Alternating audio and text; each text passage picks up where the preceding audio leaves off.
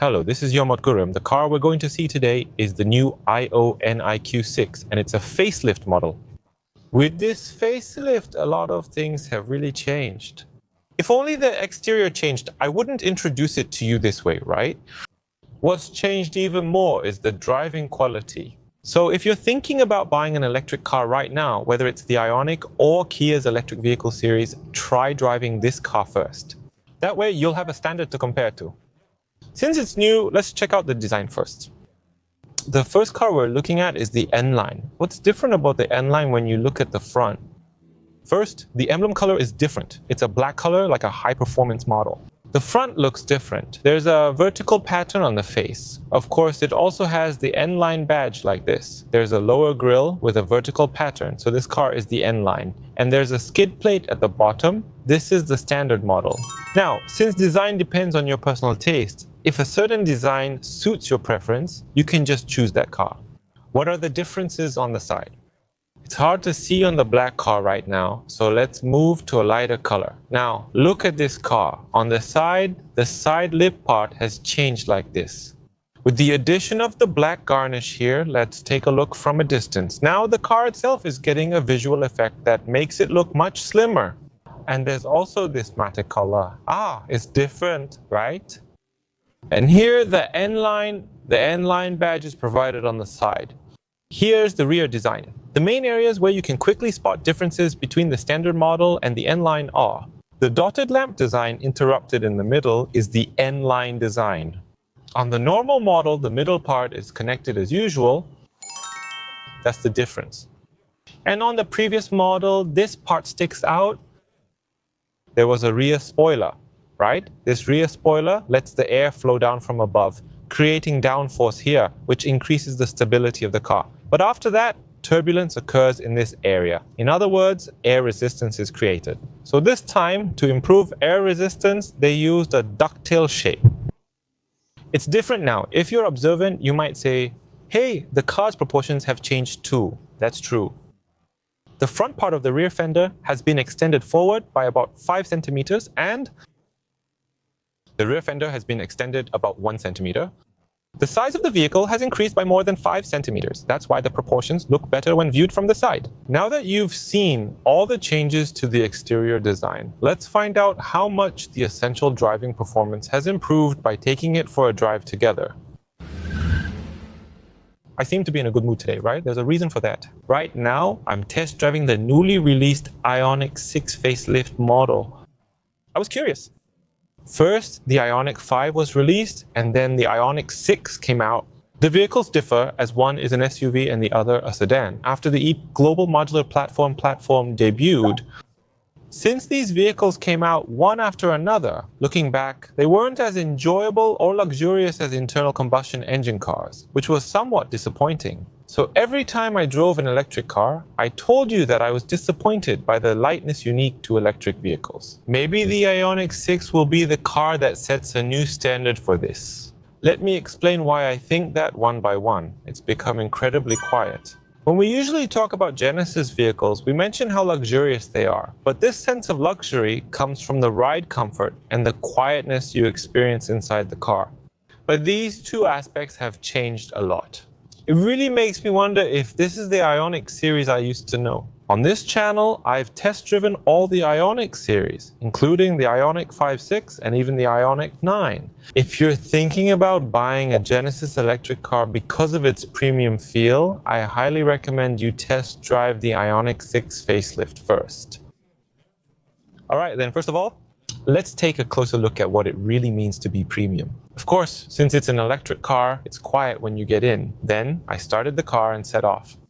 Previously, there was the Ioniq 5 and the Ioniq 5N. Though they share a name, does adding the N mean high performance? That's part of it. The car itself showed much more stable handling.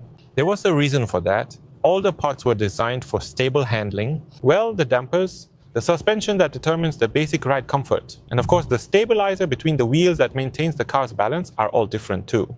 The springs also varied in thickness and number of windings. Even though the differences are small, the N is a car that actually delivers a completely different driving feel. The Ioniq 6. I'm driving now. If I had to describe its feel compared to the regular Ioniq and the Ioniqn, I'd say it feels closer to the Ioniqn. How much has it changed? I would even say that the change in ride quality is much more dramatic than the design changes. It's changed a lot, especially it seems like the stabilizer bar at the front has gotten thicker. The stabilizer bar, if this is the front wheel of the car, is connected between the front wheels like this. So, just like a seesaw, when one side tilts, it holds it down firmly. In other words, it supports it. As the rigidity has increased, the overall feel of the car has become closer to the N version than the previous Ioniq. It feels firm.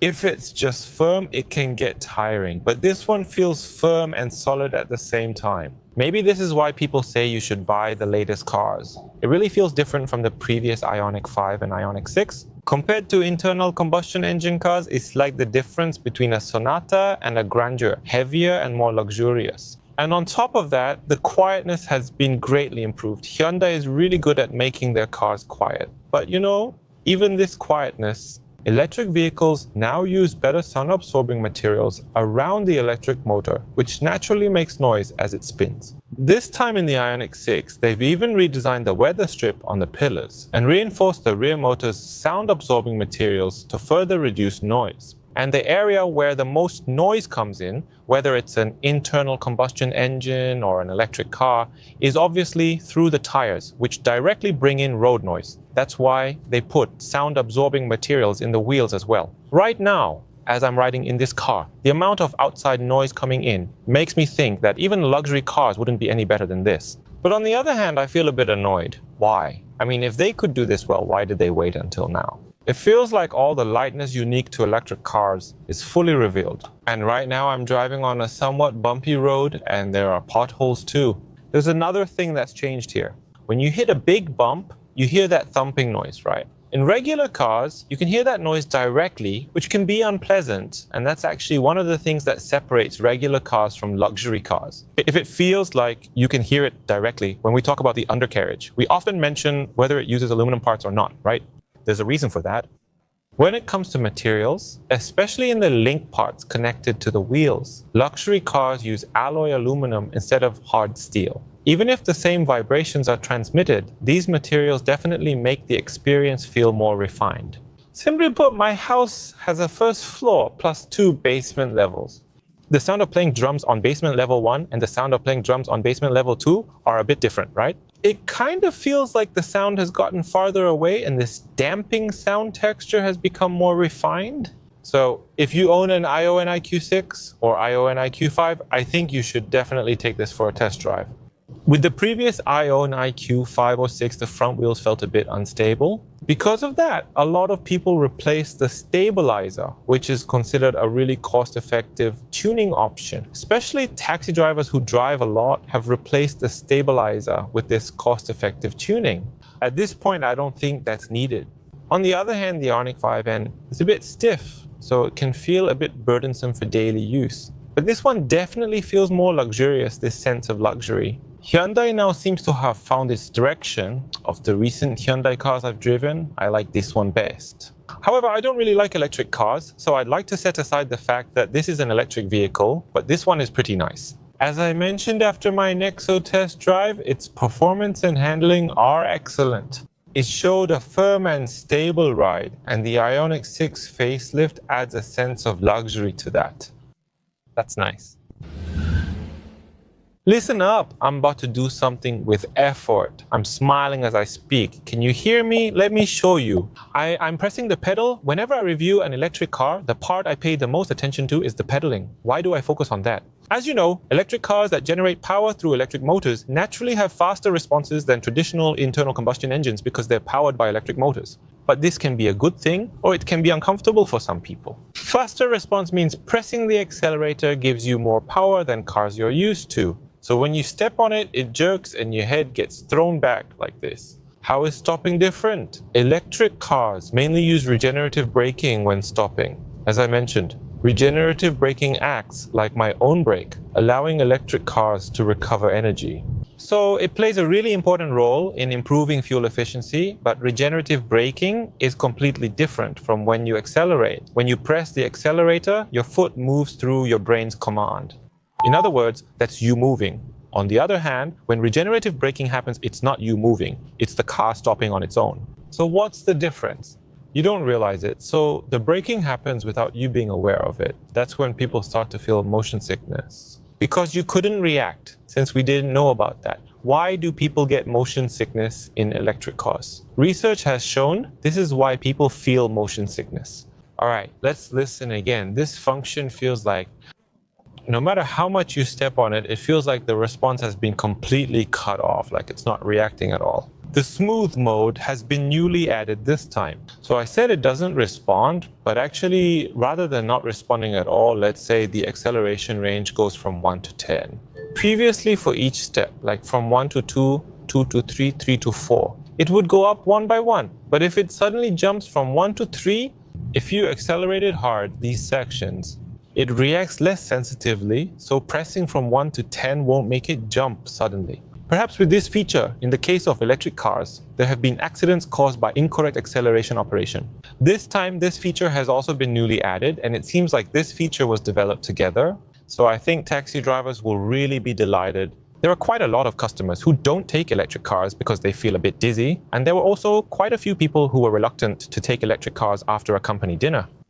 Now, it seems that those motion sickness and dizziness issues have almost all been resolved. With this kind of feeling, it was like riding a luxury car among internal combustion engine vehicles. In the previous Ioniq 5 or 6, and I could be wrong about this, so please don't misunderstand. It would be nice if you could just take it as, oh, that's what you thought. When I looked at the previous Ioniq 5 or 6 as internal combustion engine vehicles, they felt about the level of an Avante. Honestly, it was hard to compare them to the premium feel of a Sonata. But the Ioniq 6, I'm driving now, at least in terms of driving performance, quietness, how it handles sudden vehicle movements, and its ability to deal with external noise coming from the road surface, depending on road conditions, is closer to the Grandeur than the Sonata. Maybe you should try driving it yourself and let me know in the comments. They did a great job making it. That's why I think you need to make more cars. The kind of luxury that was hard to feel from Hyundai before, you can experience it through the Ioniq 6 facelift has finally changed. And I'll also tell you about some of the changes inside the car. Since the layout is the same, it might seem similar, but if you think that way, you should definitely check it out in person.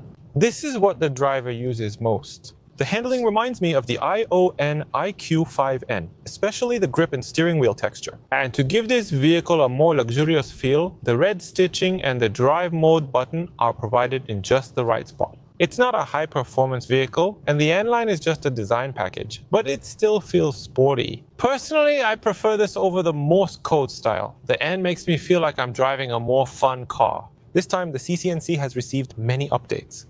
Some people might ask, why didn't they include Plios? But actually, there isn't a real car with Plios yet. They say it will come out in the new Grandeur facelift or the full change Avante.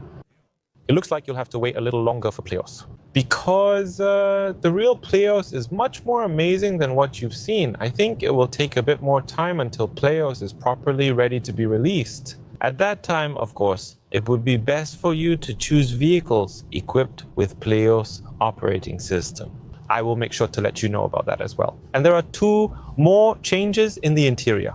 It's the air conditioner. I noticed something different about it. The area of the air conditioner has gotten bigger, definitely larger, and the physical buttons have also become a bit bigger, so I can see that this part has been greatly improved as well. What I found most inconvenient in the previous model was the window control switch on the window side. Now, this switch, along with the ventilation and heated seat functions, is placed further forward. Previously, these functions were located further back, so the space was narrow. Now, I can easily reach the window switch without looking by lowering my hand from the steering wheel since it's in a familiar spot. In the previous model, I had to awkwardly bend my hand. What happens then? While driving, you have to look down so your eyes leave the road.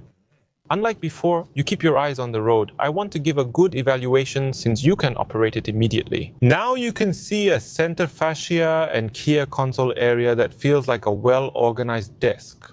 That's nice. And there was one more improvement inside the cabin.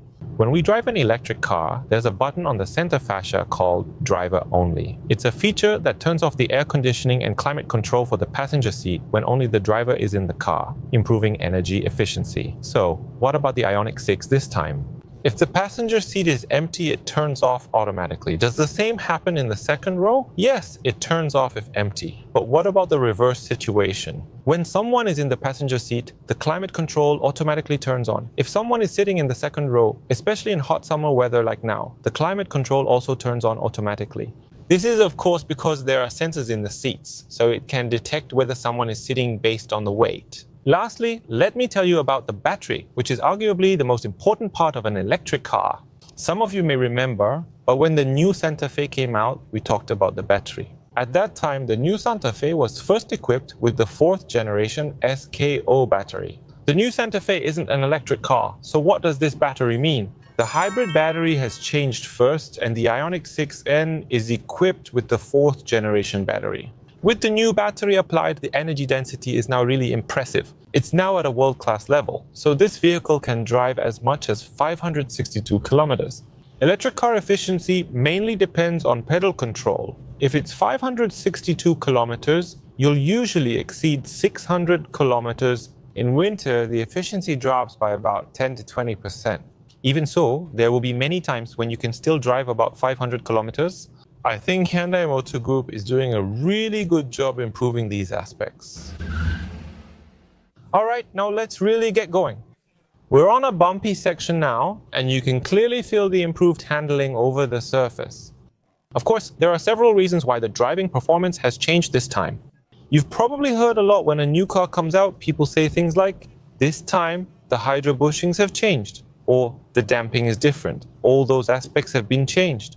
When considering ride comfort, you mostly focus on bounce, which relates to soft cushioning. What's even more important than that is that a car is always shaking, not just up and down, but because roads aren't perfectly level, it shakes like this, and there are even diagonal forces. So the most important thing is basically the car's tendency to maintain its horizontal balance. This performance is handled by the stabilizer, which is one of the 3 components that determine ride comfort. So if you care about ride comfort, it would be good to check these 3 components first. The first soft and cushy part is the suspension. And when we experience a big impact, it's the spring that quickly absorbs the shock. The spring absorbs the impact quickly, and since it recovers quickly as well, that's what happens if you only have the spring. At this point, the shock absorber needs to handle things properly for a comfortable ride. So now you understand the ride comfort related to the up and down bouncing. Then, what about other aspects of ride comfort? That's about the part where the vehicle twists. When you make a turn like this, the weight shifts more and more to the left wheels.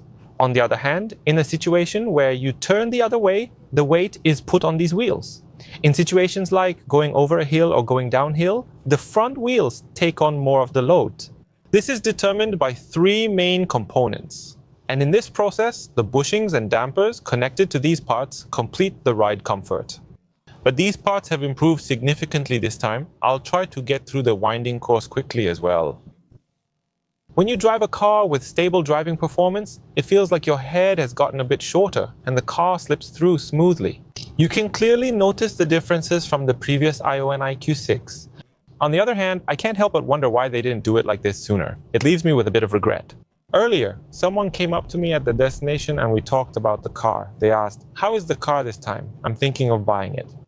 So this is what I told them. If you compare the original Ioniq 6 to internal combustion engine cars, it's somewhere between the Avante and the Sonata. Honestly, it was hard to say it was better than the Sonata. The reason was the lack of a premium feel, and also the way it handled the noise coming up from the floor definitely felt less refined.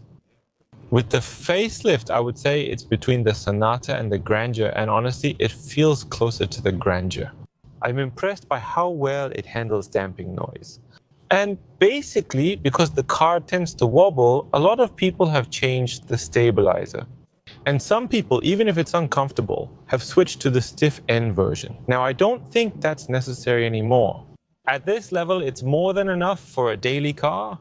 I'm about to drive over a high-speed bump at 40 kilometers per hour. 1, 2. Look at this. In the case of electric cars, they perform like a 6-cylinder or higher on hills like this. Especially at low speeds, the appeal of an electric car is incredible. Of course, at high speeds, that appeal is reduced. So, for those who want to hit top speed, electric cars might not be the best choice. But honestly, how often do you actually reach top speed in your daily life? From a daily perspective, there are many advantages that electric cars offer. This is a winding course and it's the steepest section. It's the side road near Mahjong Lake, and once you pass this hill, it gets really twisty.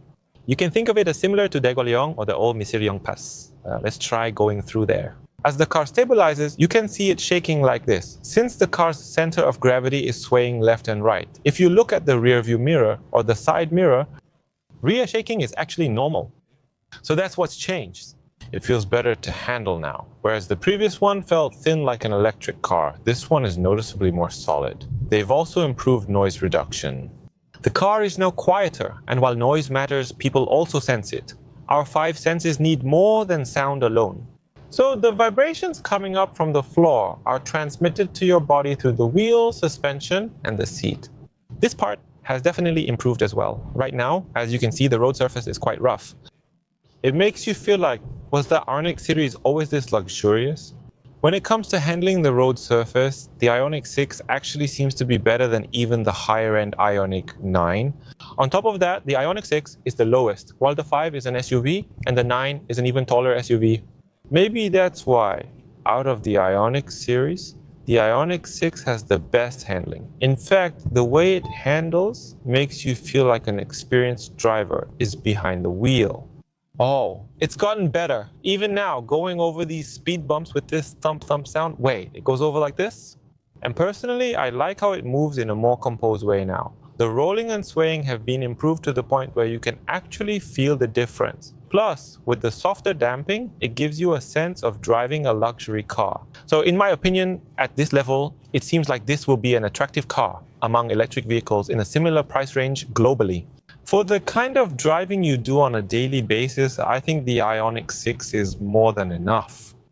Above all, what you can really feel is the improved stability, and the way it handles vibrations and road noise coming from the ground is definitely like a luxury car. So actually, there used to be a clear difference between Genesis electric cars and Hyundai or Kia electric cars. Of course, the most important thing isn't performance, it was more about quietness, and the ability to handle that has definitely improved. Don't just take my word for it. As I always say, you need to create your own test drive experience. Yeonmok Guram says it's improved, but use that as a reference and try it yourself to see if it's really different. Today we took a look at the Ioniq 6 facelift. It's been a long time since a car felt this satisfying. If you're thinking about buying an electric car, I recommend you try out the latest model, the Ioniq 6 first. Then, if you test drive the other cars you're considering, I think you'll have a good standard to compare them to. I think it'll actually make it easier for you to choose. Then I'll see you again with an even better video. Please look forward to the lower body workout video. I'll thoroughly analyze what's changed. Thank you.